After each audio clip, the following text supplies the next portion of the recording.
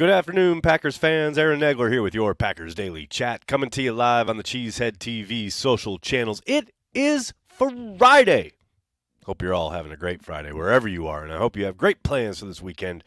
If you're watching the basketball tonight, or maybe taking in a ball game now that baseball has started this weekend, and wherever you are, whatever you're doing, I hope you're having a great time, and hope you stay safe. And don't think about the Green Bay Packers trading Aaron Rodgers, because there's no news. There's nothing to report. There's no forward momentum. Although, watch, as soon as I get done here, there'll be like breaking news. Or while I'm at pizza with my girls. Or like tomorrow afternoon, just when I'm about to take a nap. That's when the news will break. Can't wait. I'm really excited. But in the meantime, I did want to talk about the importance of the offensive line for this young quarterback the Packers are about to trot out there. I've seen there was already somebody in the comments right before I went live talking about it's imperative they get him a first-round wide receiver for his development. Was it imperative for Aaron Rodgers to get a first-round wide receiver? Because I don't think so. I mean, I get it. I understand wanting a chain mover. They're undoubtedly going to add some pass catchers in this draft. I have little doubt about that. But, man, you got to be able to operate. You got to be able to at least survey the field. You got to be able to go through your progressions. And the way to do that is to be protected. Don't have to look much further than Jordan Love's first start to know how important it is to get things right up front. Everyone wants to talk about Jordan, how he performed in Kansas City, but the offensive line played like garbage. And not only the offensive line, but the entire protection unit was abysmal in that game. You turn around, you look at the job he did against Philly. Yeah, it's a different circumstance. Defense is protecting a lead and blah, blah, blah. But he had time to operate. He had time to diagnose. Could make his reads, make his throws. And yes, he's progressed. He got better. I understand that. He's a very different quarterback in that game than he was in Kansas City.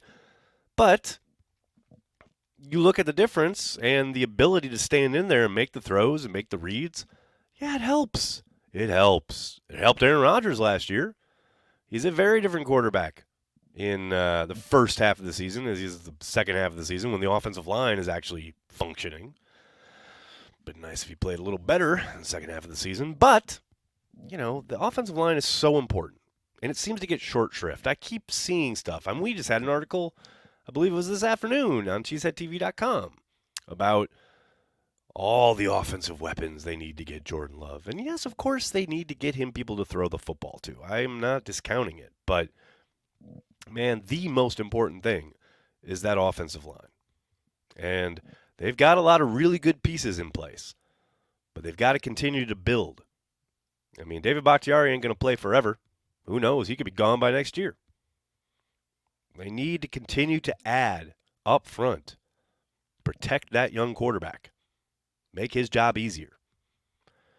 And I'm not saying, look, if they take a wide receiver in the first round, A, it'll be hilarious just because of all the history, and B, I'm totally on board. They've clearly determined that that player is worth that pick and has the upside and all of that. But my suspicion is that if, one of these top tackles drops to 15, I think that's going to be most likely going to be the pick, as it should be. Unless there's an edge there, and maybe they take that. But I just keep seeing, they got to get him weapons. They got to take a wide receiver, blah, blah, blah. These are the Green Bay Packers. They have not just changed because they're trading their quarterback. But we'll see. We'll get on the clock and they'll take a punter and all hell will break loose. I can't wait. Hope you're all doing well. Good to see everybody in the comment section. Dennis is here. Of course, Dennis is here. Big B is here. What's up, Big B? McKnight, I love you mentioning Caleb Jones. I'm down with Caleb Jones. Let's see how he hits the ground running there in year 2. I love him. Mimsy, what's up? Thanks for the super chat. Minnesota asking for $200 million for USB renovation. Sad franchise. I mean, didn't they spend $1 billion on the thing initially anyway? Now they need $200 million more? Man. Tough scene, man. Tough scene. They should have a stock sale. Oh, wait, they can't. Oh. Greasepock John, what's up, man? North Pole, Alaska says, bacon and carry the G. What's up, man? Thanks for saying hi. Hello from New York. Hope you're doing well. Pack Daddy, what's going on, man? Thanks for the super chat. My 6 kids are spoiled. Grew up with Favre, Rodgers, but I'd never trade my 70s, 80s Packers days. My favorite memory, Chester's TD. You? Oh, that's amazing. My favorite memory is definitely my earliest memory going with my grandfather in his club, in his season tickets. But outside of that, man, there's so many. I remember going to a Bengals game back in the day. I think it was right when Reggie had first been signed. I miss, you know what I really miss? You talk about those old days. Used to be back before the redesign and the revamp of Lambeau, back when it was corrugated iron all around, and it was a very different landscape back then. But you used to be able to go. We would go to Lambeau in the off season in the summer, early part of the summer, right after school let out, and there was a part where you could kind of like pry up a piece of the iron and get underneath, walk around the concourse and stuff. And yeah, it was dope, man. It was a different world. The Packers were terrible and no one cared. I mean, don't get me wrong. I love it now that they win a lot of games. I prefer that. But man, the vibe around Lambeau back in the day was just different. Jeezy baby, what a question. Who is better, Aaron Campman or KGB? Whew, baby. As a pure pass rusher, KGB, but Aaron Campman was probably a better all-around player. Both guys had their strengths and weaknesses, but Campy could set an edge like nobody's business. And KGB had some really, really nice pass rush moves that he developed over time. But yeah, I mean, overall, I'd probably give the nod to Campman, but KGB was the much better pass rusher. And that's what you get paid to do. Isn't the owner of the Vikings some hedge fund trader from Jersey? He's a real estate magnate from Jersey. Jersey being the underlying part here. Joe, thanks for the super chat. You pounding the table for any likely day 3 picks? Not pounding the table for anybody. Yeah, no. Matt Landers, the wide receiver out of Arkansas, is probably my one guy on day 3 that I'm hoping they get. Nags, were you at the Ice Bowl? I was not at the Ice Bowl. My grandmother and grandfather were at the Ice Bowl, but I was not. I've told the story before about the very last lunch I ever had with my grandmother. She told me all about going to the Ice Bowl, going back like before they even played at Lambeau, like when they were in the fields playing games. And but she did mention about tailgating at the Ice Bowl and how she still and all the women wore their nice Sunday dress. Like she had a camel hair coat and just a flimsy little thing over her ears because you still had to look a certain way, which is just crazy. I've seen some black and white photos of people in the parking lot, kind of quote unquote tailgating with hot tea and things like that. But she just kind of laid the scene out, and it was just amazing. And I'm obviously really glad I got to have that conversation with her. Because it was weird. Like we had never really, because I always talked with my grandpa about the Packers, and then he passed, and then she and I never really spoke about it until that last lunch, and I'm so glad we did because it was really kind of scene setting, and it was great. This whole idea of, and you can see it in some of the pictures. Obviously, everyone's wearing like big thick coats or whatever, but you can see people are still wearing like suits or dresses or whatever underneath their coats. It's like, can you imagine that today? Like, it's just nuts. Just nuts. John Semitovich, what's up, man? Thanks for the super chat. What will be higher at the end of the season? J-Lo TD passes or Yelik's homer total the past 2 years? 28. Go Cubs. Well, I got to throw that last one in there, buddy. Suddenly, I think you are Matt Bowen in disguise. Man, why do you got to get down on Yelly? I understand you're jealous. I mean, you don't have anybody that good looking there in Cubland. I understand. And we'll just be here with the movie star looks, and you guys can do all the losing. It's fine, man. It's all good. Um, Artavius Johnson, thanks for the super chat. Cowboys fans thinking we're going to fall off, facepalm. Cowboys fans got to root for our downfall. You know this. I mean, come on. That big bad man is gone in their eyes, meaning Aaron Rodgers. I mean, they've got to be thrilled that he's not in Green Bay anymore, or won't be momentarily. But yeah, of course, all the teams that have been tormented by the Packers, whether it's the Cowboys, whether it's the Bears, they all think, oh, here it is, the Packers are going to suck now. Like, I do not doubt for a moment 2023 is going to be tough. But this idea that the 80s are going to be back or whatever, they're in for a rude awakening.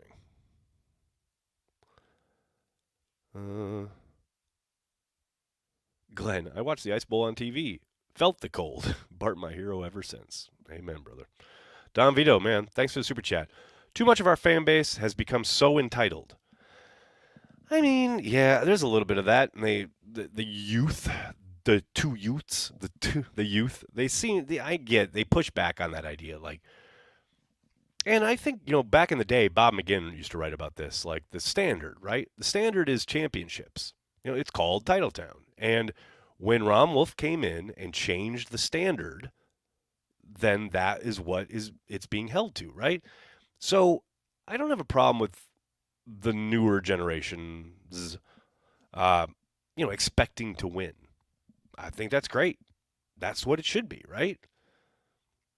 Are they probably going to enjoy it or appreciate it as much as some of us older folks who remember decades of losing? Probably not. But there's nothing wrong with them having the standard of winning, right? That's fine. That's good. That's how it should. That's how it should be, especially in a place called Titletown. But yeah, I do get frustrated by it sometimes. But hey, nothing like some lean years to weed out the bandwagon jumpers. I'm all for that. Like, good riddance. I'm down for that cause. Rob, thanks for super chat. I missed the Gravedigger. Man, you and me both. Hey, so do the Packers. Need that beef in the middle. Remember, we were going to fall off when Favre left. Oh, I remember. Too old for this. Oh, I remember. Mm-hmm. Carl, thanks for the super chat. Do other teams give cut/release/traded players parting gifts and going away parties? Tired of the shade thrown at the Packers front office. I hear you. No, of course they don't. But, I don't think there's any doubt that the Packers are operating in a different way from some of the other teams around the league. Now, what's funny to me is that oftentimes guys who are saying these things are often only know the Green Bay Packers. And then they go to another spot and they're like, oh, this is so different and blah, blah, blah. And it's like, well, yeah, the Packers operate in a certain way. And maybe they are, on the personnel side, a little bit more cold, calculated, what have you. Maybe they're not as touchy-feely, blah, blah, blah. But they've been pretty damn successful, and they won a lot of games doing that. So they're not about to change anyway anytime soon. But to your point, it is a fucking business. It ain't like all these other teams are out there doing things markedly different. Now, might they have a different way, slightly different kind of tone? Yeah, probably. But, man, so what? Yeah, I'd much rather my personnel side be ruthless and just move on than get all touchy-feely, and that's how you end up with, like, Jerry Jones giving Ezekiel Elliott the contract he did. I'm totally down with that. Ryan, thanks for the super chat. I predict that Green Bay will take a tight end round 1, linebacker round 2, and a kicker round 3. Can't wait for Corey's response if it happens. No chance they take a kicker round 3. If they take a kicker round 3, I may just quit. She Said TV may just burn. Don Vito, thanks for the super chat.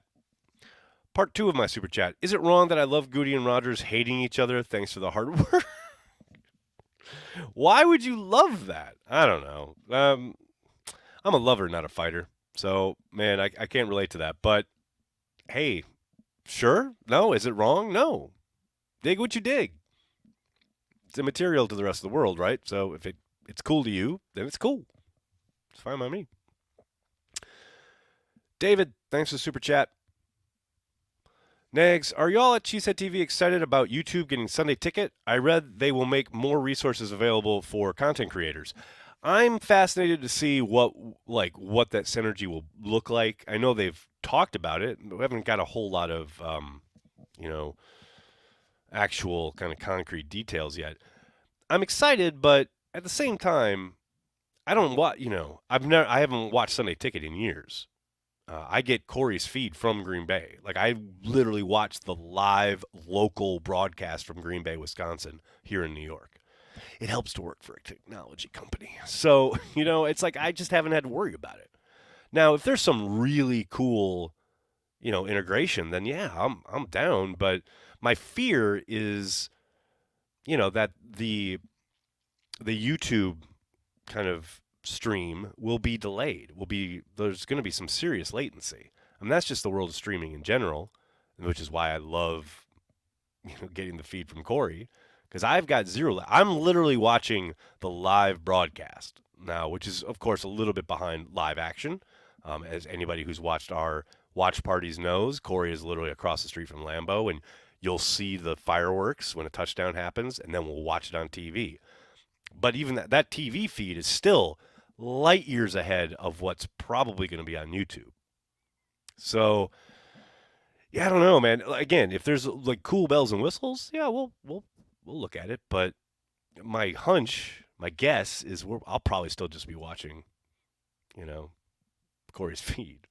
All of that said, there's something in the mix where I may even be in Green Bay for all the games, so I might not have to worry about it. So we'll see. We'll see. John, thanks for Super Chat. My entire fandom has basically been 4 and 12, and I'm 35. Maybe a little entitled, but also just what we've been used to our entire lives, seemingly. Yeah, and that's nothing wrong with that. That's what I was saying. Like, John, I totally get it, man. Yeah, it is the standard, right? This is what you're used to. I totally get it. If that's all you've ever known, 100%. It's just what made winning it in 96 so sweet, because I had lived through decades of just pure shit when it came to football. I can't even, I wish I could express it better, but I just can't explain how absolutely destitute things were around Green Bay when I was a kid. Like the feeling that they were never, ever, ever going to win anything. I mean, getting to the playoffs felt like a Super Bowl, man. I'm telling you. Happy Friday, Nags and fellow diehards. What's up, Pogs? Good to see you, buddy. Haven't seen you in a while. Hope you're doing well.